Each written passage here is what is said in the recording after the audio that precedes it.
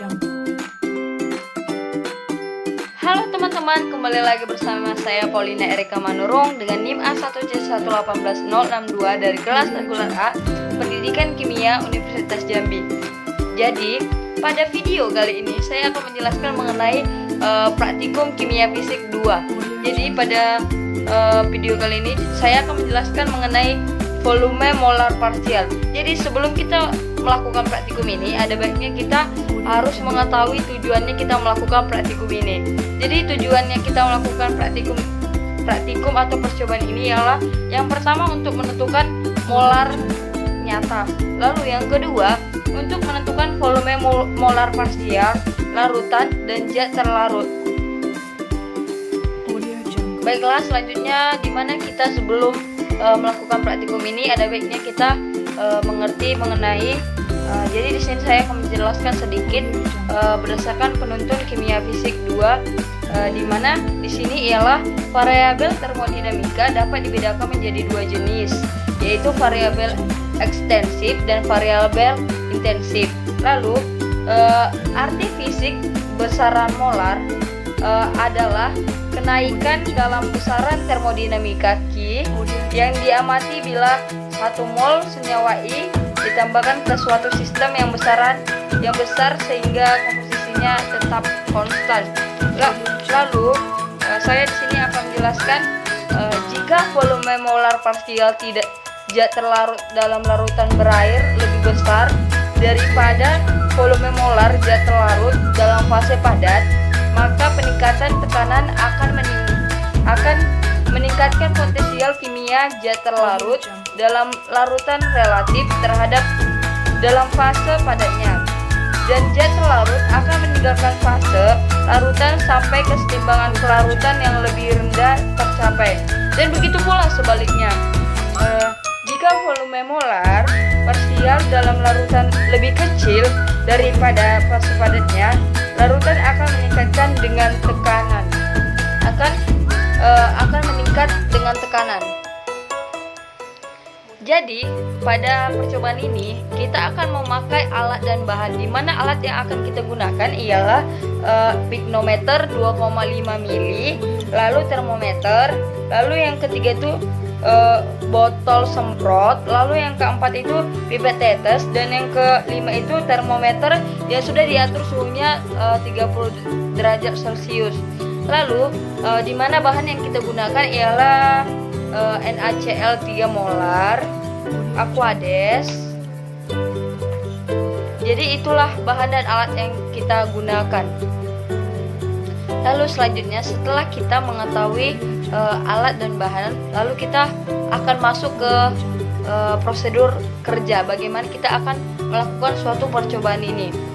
Jadi yang akan kita lakukan ialah yang pertama itu kita buat 5 macam konsentrasi NaCl dari larutan yang telah disediakan.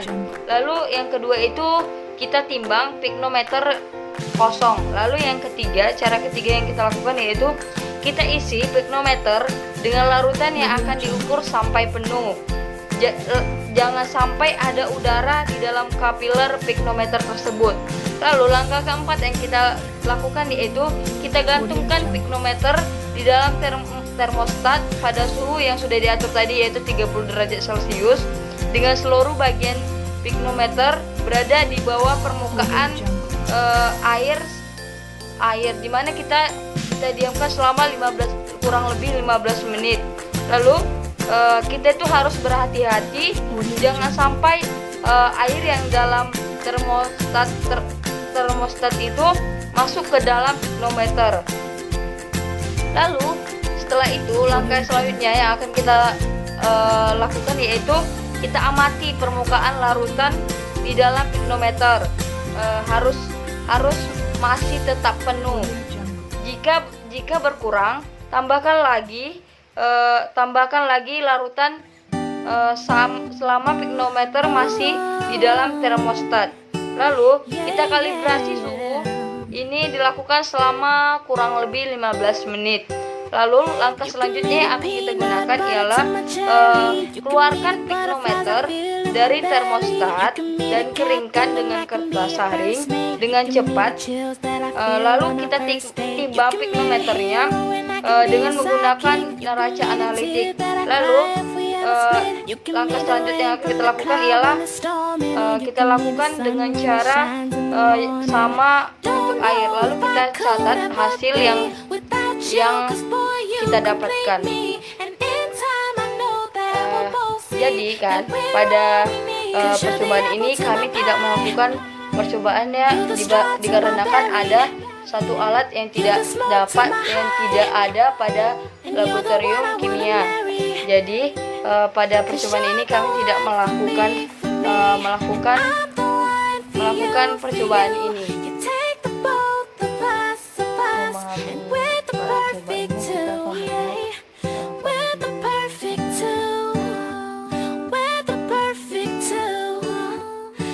In the partial molar volume line, you'll be working with picnometers and sodium chloride solutions. In the water bath, you'll want to make sure that the labels are attached to the volumetric flasks such that they will always be above the water, because if they are submerged, the labels may come off and float around the water, and then you won't know which solution is which. To fill the picnometer, simply take out the flask with the solution that you want. Pour that solution into a clean beaker. When filling the picnometer, carefully pour the solution.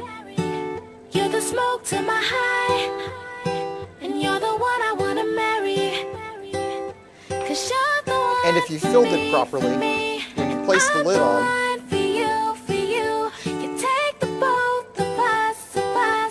you'll see the solution come up above the capillary.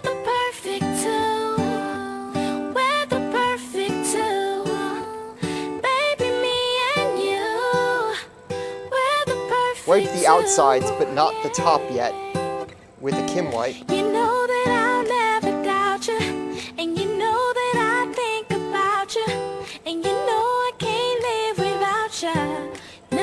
And carefully place the picnometer into the basket. Being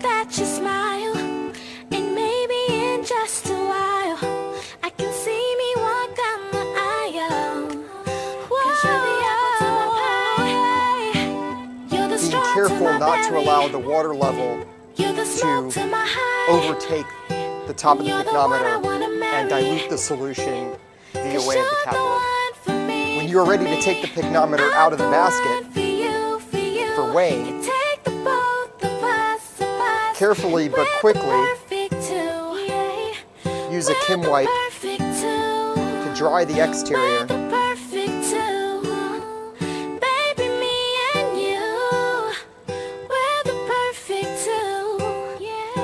And gently dab the top of the capillary itself, and then proceed to weigh the solution in the balance. Di mana di sini sudah kita dapatkan hasilnya. Di mana di sini kita ambil konsentrasi 0,375, 0,5, 0,75 dan 1,5. Mana hasilnya mendapatkan massa rata-ratanya ialah 41,695, 41,792 dan 41,69 dan 42,67. Yang telah didapatkan berdasarkan literatur yang telah saya ambil. Jadi kesimpulannya saya ambil di sini ya, semakin besar konsentrasi maka akan semakin kecil volume yang akan kita dapatkan. Baiklah, demikianlah dari hasil yang telah saya jelaskan mengenai percobaan ini. Jangan lupa di komen and like ya.